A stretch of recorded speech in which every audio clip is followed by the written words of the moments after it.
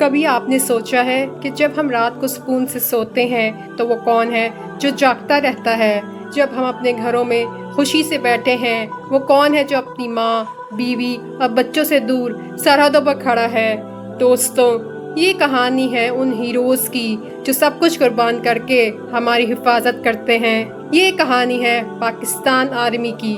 برف سے ڈھکی پہاڑیاں، رات کا وقت، ہوا تیز چل رہی ہے، سپاہی، یہ سردی تو ہڈیوں کو بھی کاٹ رہی ہے، مگر میں یہاں ہوں کیونکہ یہ میرا فرض ہے۔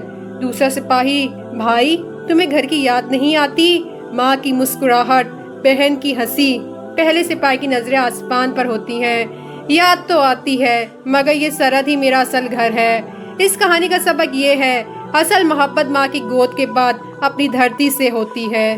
دہشت گردوں کے خلاف آپریشن، گولیوں کی آوازیں گونج رہی ہیں۔ کمانڈر: جوانوں، آج پیچھے ہٹنے کا سوال ہی نہیں، آج وطن ہمیں پکار رہا ہے۔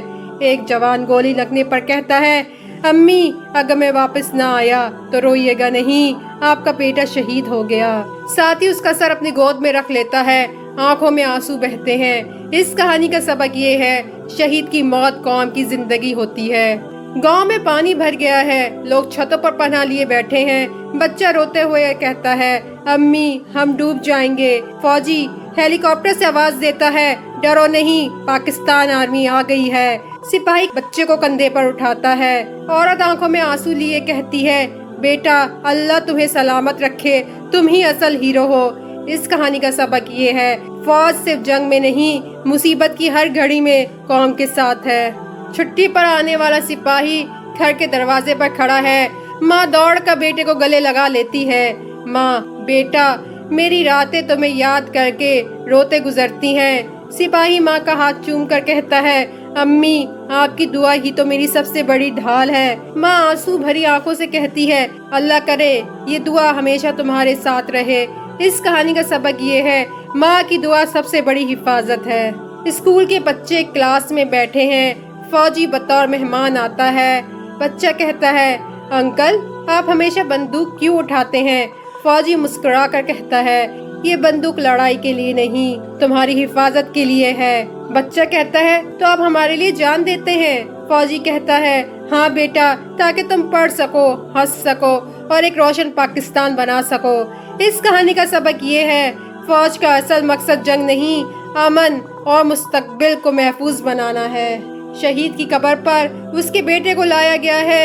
بیٹا قبر پر ہاتھ رکھ کر روتا ہے۔ بیٹا کہتا ہے: ابا، آپ کہاں ہیں؟ دادا آنکھوں میں آنسو کے ساتھ کہتے ہیں: بیٹا، تمہارے ابا آج بھی زندہ ہیں، اس زمین کی حفاظت میں۔ بیٹا، تو پھر میں بھی بڑا ہو کر فوج میں جاؤں گا۔ اس کہانی کا سبق یہ ہے، شہید مرتے نہیں، وہ اگلی نسل کے دلوں میں چراغ روشن کر جاتے ہیں۔ دوستوں، یہ کہانیاں پاکستان کی آرمی کی ہیں۔ یہ صرف کہانیاں نہیں، یہ قربانی، دعا، محبت، امن اور امید کی وہ داستانیں ہیں جن پر پوری قوم کو فخر ہے۔ یاد رکھیں، یہ دھرتی محفوظ ہے کیونکہ کوئی اپنی نیند، اپنی ہنسی اور اپنی زندگی قربان کر رہا ہے۔ آپ بتائیں، آپ کے خیال میں پاکستان آرمی کی سب سے بڑی قربانی کیا ہے؟ اپنی رائے کمنٹس میں ضرور لکھیں۔ اگر یہ کہانی آپ کو اچھی لگی ہو تو چینل کو سبسکرائب کریں، ویڈیو کو لائک کریں اور بیل آئیکن دبائیں تاکہ مزید ایسی کہانیاں آپ تک سب سے پہلے پہنچ سکیں۔ شکریہ۔